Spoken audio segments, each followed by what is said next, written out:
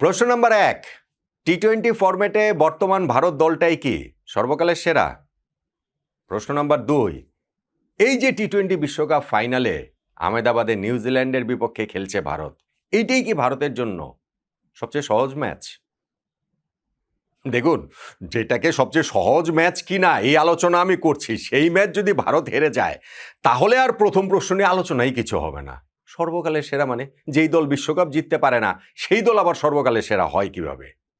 কিন্তু ভারত যদি বিশ্বকাপটা জিতে যায়, নিউজিল্যান্ডের বিপক্ষে আহমেদাবাদের এই ম্যাচটা জিতে যায় সূর্যকুমার যাদবের দল, তাহলে সর্বকালের সেরার আলোচনায় এই ভারতের দলটাকে রাখতে হবে না টি-20 ফরম্যাটে? আমরা অনেক সময় বর্তমানে চোখের সামনে চলমান ঘটমান যে বর্তমান সেইটাকে খুব একটা গুরুত্ব দেই না, একটু নস্টালজিয়ায় আক্রান্ত থাকি, একটু অতীতের স্মৃতি রোমন্থন করি, আগেরটাই ভালো ছিল, আগেই ভালো ছিল এরকম মনে হয় ওই জায়গাটা থেকে, মানে ওই মনস্তাত্ত্বিক জায়গাটা থেকে। কিন্তু ক্রিকেট তো অনেক বেশি পরিসংখ্যান নির্ভর খেলে এবং সেই পরিসংখ্যানে যা যা বলছে তাতে করে এই ভারত দল যদি টি-20 ওয়ার্ল্ড কাপের শিরোপা জিতে তাদেরকে সর্বকালের সেরা দলের আলোচনায় কেন রাখা হবে না টি-20 ফরম্যাটে, এবং কেন ভারতের এই ফাইনালটা সহজেই সবকিছু মিলেই তো আলোচনাটা করছি।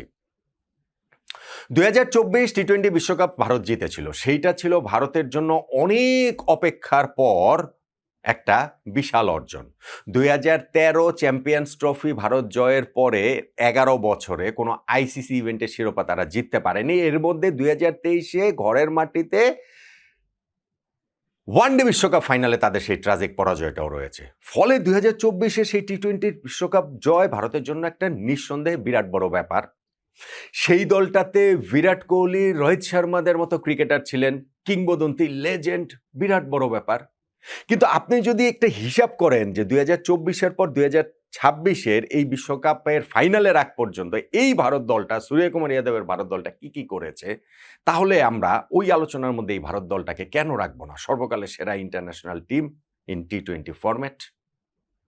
2024 টি-20 বিশ্বকাপের পর থেকে শুরু করে ভারত এই 2026 ফাইনালের আগ পর্যন্ত টি-20 ফরম্যাটে কমপ্লিট ম্যাচ খেলেছে 47টা, তার মধ্যে 40টা ম্যাচ তারা জিতেছে, মাত্র 7টা ম্যাচ হেরেছে। 85% ম্যাচ ভারত জিতেছে টি-20 ফরম্যাটে এই গত 2 বছরে। প্রতি 7টা ম্যাচ জয়ের বিপরীতে তারা একটা মাত্র ম্যাচ হেরেছে। সর্বকালের সেরার আলোচনার মধ্যে রাখবেন না এই ভারতকে?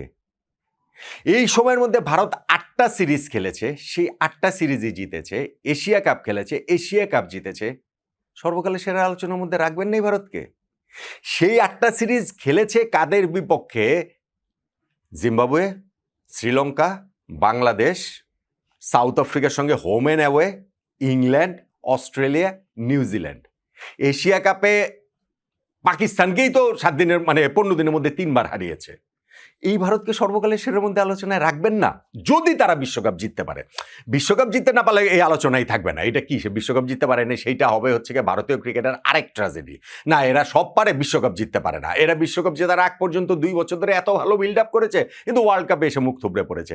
এই যে ওয়ার্ল্ড কাপে যে ফর্ম হারিয়ে ফেলেছে, ধরেন অভিষেক শর্মা কিংবা ধরেন হচ্ছে কি এখানে বরুণ চক্রবর্তীরা, ফাইনালে তারা জ্বলে উঠলে মনে হবে যে না ঠিক আছে, পুরো ওয়ার্ল্ড কাপ না খেললেও ফাইনালে তো ফাইনালি খেলে দিয়েছে। আর যদি না পারে, ভারত যদি হেরে যায়, তখন সমালোচনা হবে যে না কেন এটা হচ্ছে গিয়ে তাদেরকে ক্যারি করতে হয়েছে।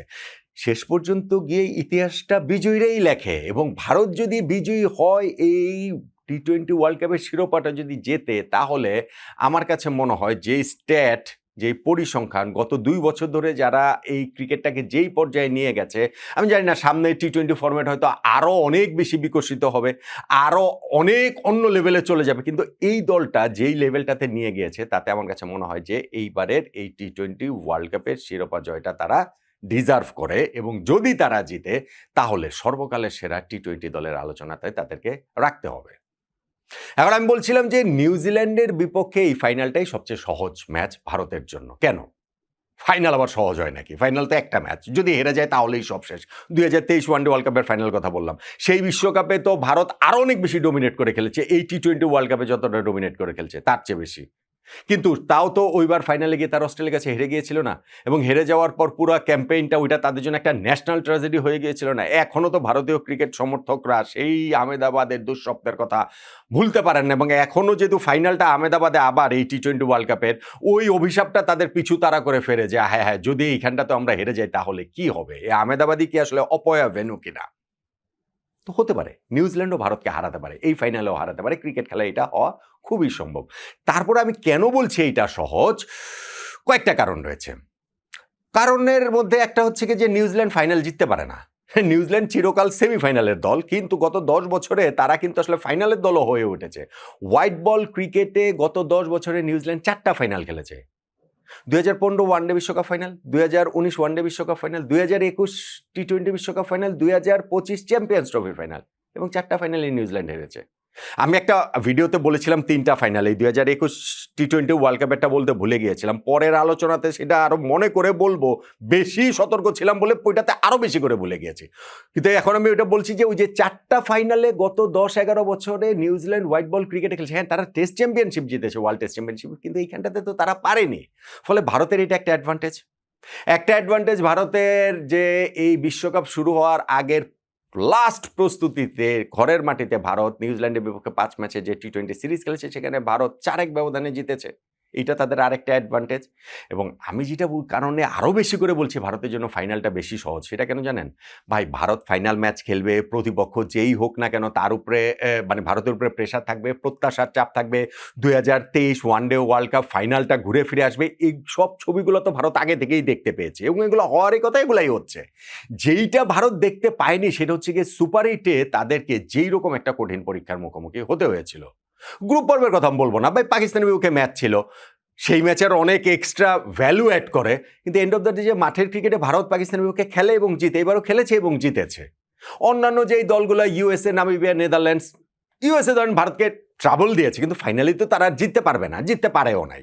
কিন্তু সুপার 8-এ ভারত সুপার চ্যালেঞ্জের মধ্যে পড়েছিল, স্পেশালি প্রথম ম্যাচটাই তারা যখন সাউথ আফ্রিকার কাছে হেরে যায়। এইটা কিন্তু ভারত ভাবে না এরকম পরিস্থিতিতে তাদের পড়তে হবে, যেই কারণে পরের ম্যাচ জিম্বাবুয়ের বিপক্ষে হলো, ভারতের জন্য সেটা ভীষণ কঠিন ম্যাচ ছিল। কারণ ওই প্রশ্নটা ভারতের জন্য আনকমন ছিল যে সুপার 8-এর প্রথম ম্যাচ আমরা হেরে যাওয়ার পরে সেকেন্ড ম্যাচে আমরা এরকম একটা জায়গার মধ্যে পড়ে এমন প্রেশারের মধ্যে পড়বো যে আমরা ওয়ার্ল্ড কাপের সেমিফাইনালও নাও খেলতে পারি। সো ওই জিম্বাবুয়ের বিপক্ষে ম্যাচ আমি মনে করি এই ফাইনালের চেয়ে বেশি প্রেশার ভারতের ছিল। সার্টেনলি ওয়েস্ট ইন্ডিজের বিপক্ষে ম্যাচ আরও বেশি প্রেশারের ছিল, কেননা সেই ওয়েস্ট ইন্ডিজের বিপক্ষে ম্যাচটাতে তখন ক্লিয়ার হয়ে গেছে ভারত জিতলেই সেমিফাইনালটা খেলবে, হেরে গেলেই বাদ। তো প্রেশার ছিল না? অবশ্যই প্রেশার ছিল, কারণ এইটা তো তার ইমাজিন করেনি এরকম পরিস্থিতিতে তাদের পড়তে হবে। তার চেয়ে বরং হচ্ছে গিয়ে এই সেমিফাইনালটা আমি বলবো না, হ্যাঁ ঠিক আছে ইংল্যান্ডের বিপক্ষে খেলেছে, ওইটা তো তার আগে থেকেই জানতো যে হেরে গেলে বাদ, ফাইনালটা তো ওরকমই হয়। ফাইনালে নিউজিল্যান্ডও যখন প্রতিপক্ষ, তখনও আমার মনে হয় ওই যে সুপার 8-এ যেই চ্যালেঞ্জের মুখে ভারত পড়েছিল, তার চেয়ে ভাই এই ম্যাচের চ্যালেঞ্জটা ভারতের জন্য সহজ। সেমিফাইনালেও যদি আপনি ওইভাবে দেখেন যে ইংল্যান্ডের সঙ্গে যেই হাড্ডাহাড্ডি লড়াই করে তাদের জিততে হয়েছে, 253 রান করেও মাত্র 7 রানে তাদের জিততে হয়েছে, তাতে করে তাদের মধ্যে একটা রিলিফও আসার কথা যে না ঠিক আছে ফাড়া কেটে গেছে, বা ওয়েস্ট ইন্ডিজের সঙ্গে ম্যাচ জয়, ফাড়া কেটে গেছে। সো ওইসব কিছু মিলে ভারত অনেক বেশি কনফিডেন্স থাকবে বলে আমার কাছে মনে হয় যে এই টি-20 ওয়ার্ল্ড কাপের ফাইনালটাতে নিউজিল্যান্ডের বিপক্ষে এই ফাইনালটাতে জয়ের জন্য ভারত ফেভারিট। আমার কাছে ফেভারিট মানে এইটা হচ্ছে গিয়ে ওভারওয়েলমিং ফেভারিট। আমি যেমন ধরেন সেমিফাইনালে বলেছিলাম ভারত ইংল্যান্ড ম্যাচে যে ভারত 63%, ইংল্যান্ড হচ্ছে এখানে 37%। আমি ফাইনালটাতে বলবো যে ধরেন ভারত 73%, নিউজিল্যান্ড 27%, 75%, 25%, এইরকম ব্যবধানে ভারত আসলে ফেভারিট বলে আমার কাছে মনে হয়। এবং সত্যি সত্যি আমার কাছে মনে হয় যে এই যেই চ্যালেঞ্জগুলো ভারত স্পেশালি সুপার 8 পর্বে পেরিয়ে এসেছে, তার চেয়ে ফাইনালটা তাদের তুলনামূলক সহজ, কেননা এটা কমন কোয়েশ্চেন। ওই সুপার 8-এ তারা যেমন আনকমন কোয়েশ্চেনের মুখে পড়তে হয়েছে, পরীক্ষা দিতে হয়েছে, ওইরকম না। আর যদি এই ম্যাচটা ভারত জেতে, যদি তারা টি-20 বিশ্বকাপের শিরোপাটা ডিফেন্ড করতে পারে, এইটা ভারতকে সর্বকালের সেরার আলোচনায় নিয়ে আসবে। এবং এইটা কিন্তু আসলে সর্বকালের সেরা আলোচনায় আনার মতো আরও একটা উপাদান। দেখেন, ওয়ার্ল্ড কাপ টি-20-তে এখন পর্যন্ত হয়েছে 9 বার, কোনো দল শিরোপা ডিফেন্ড করতে পারেনি। 2007 সালে টি-20 বিশ্বকাপের শুরুতে প্রথম আসরে চ্যাম্পিয়ন হয়েছে ভারত, 2009 সালে পাকিস্তান, 2010 সালে ইংল্যান্ড, 2012 সালে ওয়েস্ট ইন্ডিজ, 2014 সালে শ্রীলঙ্কা, 2016 সালে ওয়েস্ট ইন্ডিজ, 2021 সালে অস্ট্রেলিয়া, 2022-এ ইংল্যান্ড, 2024-এ ভারত। প্রত্যেকবার দেখেন নতুন চ্যাম্পিয়ন এসেছে। এখন যদি 2024-এ ভারত, 2026-এও ভারত হয়, শিরোপাটা ভারত ডিফেন্ড করতে পারে, তাহলে কি সূর্যকুমার যাদবের এই দলটা সর্বকালের সেরার আলোচনার মধ্যে আরও একটা তাদের এক্সট্রা পয়েন্ট যোগ হবে না? আগের যে 9টা আসর হয়েছে, কোনো আসরে স্বাগতিক দল শিরোপা জিততে পারেনি। ভারত যদি এবার স্বাগতিক হিসেবে, কোচ ছিল শ্রীলঙ্কার সঙ্গে, কিন্তু তারা তো তাদের সব ম্যাচ ঘরে মাটিতে খেলছে, ফাইনালটাও তাদের মাঠেই হচ্ছে। ভারত যদি জিততে পারে, এইটাও সর্বকালের সেরার আলোচনায় তাদের এখানটাতে অ্যাড হবে না?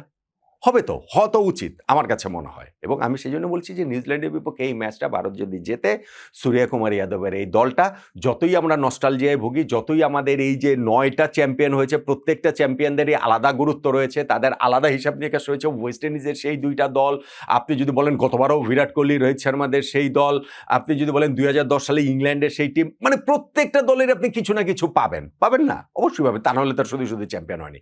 কিন্তু সবকিছু মিলিয়ে গত 2 বছর ধরে, গত লাস্ট টি-20 ওয়ার্ল্ড কাপের পর থেকে ভারতের এই টিমটা যেইভাবে প্রস্তুত হয়েছে, যেইভাবে 47টা কমপ্লিট ম্যাচের মধ্যে 40টা ম্যাচ জিতেছে, 85% ম্যাচ জিতেছে, 8টা সিরিজ জিতেছে, এশিয়া কাপও তারা জিতেছে, তাতে করে আমার মনে হয় যে এই ভারতীয় দলটাকে সর্বকালের সেরা টি-20তে ইন্টারন্যাশনাল টিম হিসেবে স্বীকৃতির দাবিদার তারা হবে, যদি তারা এই ফাইনালটা জিততে পারে। আপনি আমার সঙ্গে একমত কিনা জানাতে পারেন।